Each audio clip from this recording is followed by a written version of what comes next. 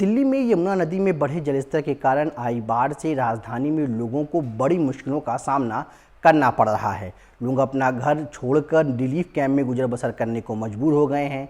इस बीच आम आदमी पार्टी ने आरोप लगाया है कि दिल्ली में प्राकृतिक नहीं बीजेपी और केंद्र सरकार द्वारा प्रायोजित आपदा है। आम आदमी पार्टी के राज्यसभा सांसद संजय सिंह ने कहा, मोदी बीजेपी का एक ही मकसद है, दिल्ली वालों को परेशान करो, केजरीवाल को बदनाम करो।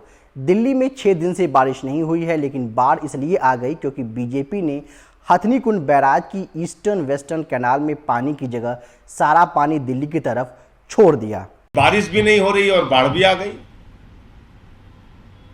तो ये भारतीय जनता पार्टी के द्वारा प्रायोजित संकट है।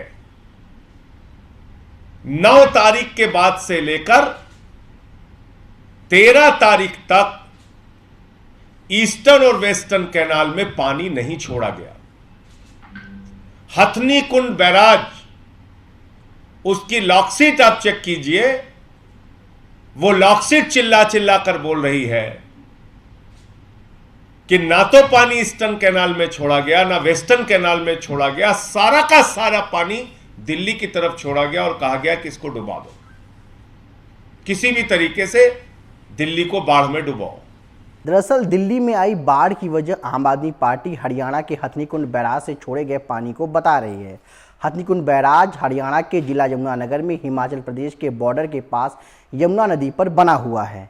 CMEDE के डायरेक्टर CR बाबू ने एक अंग्रेजी अखबार से बात करते हुए कहा, हरियाणा और उत्तराखंड में नदी के ऊपर कई बांध और बैराज हैं जो कैचमेंट बेल्ट में भारी बारिश होने पर भारी मात्रा में पानी छोड़ते हैं। हिमाचल और उत्तराखंड के पहाड़ों को यमुना नदी की कैचमेंट बेल्ट कहा जाता है।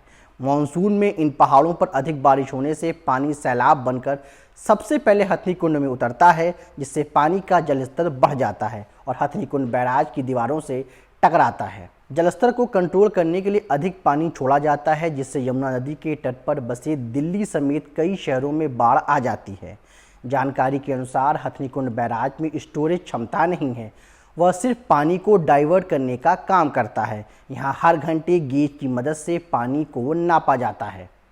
हथनीकुंड बैराज की पानी की क्षमता 1 लाख क्यूसेक है। बैराज में इससे अधिक पानी होने की स्थिति में यह पश्चिमी यमुना नहर और पूर्वी यमुना नहर में जाता है। इसी बैराज से यह दोनों नदियां निकलती हैं। पश्चिमी यमुना नहर के रास्ते हथनीकुंड बैराज का यह पानी हरियाणा से होते हुए दिल्ली की तरफ बढ़ता है, जो करीब 200 किलोमीटर की दूरी तय कर 72 घंटे में दिल्ली पहुंचता है।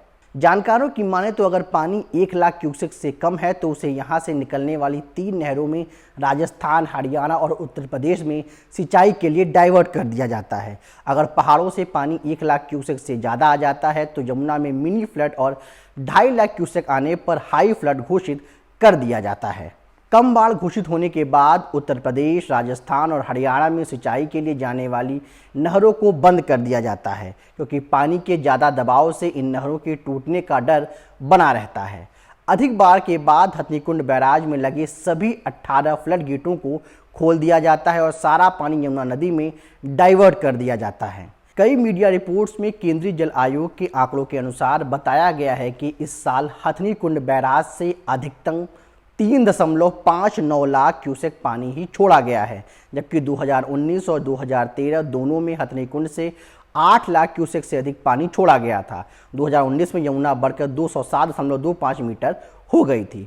हरियाणा सीएम के सलाहकार देवेंद्र सिंह ने कहा कि हथनीकुंड एक ऐसा बैराज है जिसका डिज़ाइन पानी को रास्ता बदलने या उसे रेगुलेट करने के लायक है। देवेंद्र सिंह ने कहा कि केंद्रीय जल आयोग की सिफारिशों का हथनीकुंड बैराज की रक्षा के लिए पालन किया जा रहा है। अब सवाल है कि बैराज और बांध में क्या अंतर है।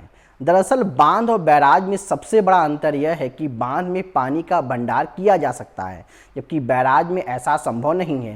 यह केवल पानी को डाइवर्ट कर सकता है। हरियाणा के शिक्षा मंत्री कंवर पाल ने 14 जुलाई को कहा कि हथनीकुंड बैराज से अतिरिक्त पानी नहीं छोड़ने से बहुत बड़ा नुकसान हो सकता था। मंत्री ने कहा कि जब बाढ़ आ जाए या भारी वर्षा हो जाए, जैसा कि पिछले कुछ दिनों में हमने हिमाचल प्रदेश और हरियाणा में भी देखा है, तो पानी छोड़ने के सिवा कोई विकल्प नहीं होता है। अगर हम पानी रोक लेते हैं तो स्थिति बहुत खतरनाक होती है।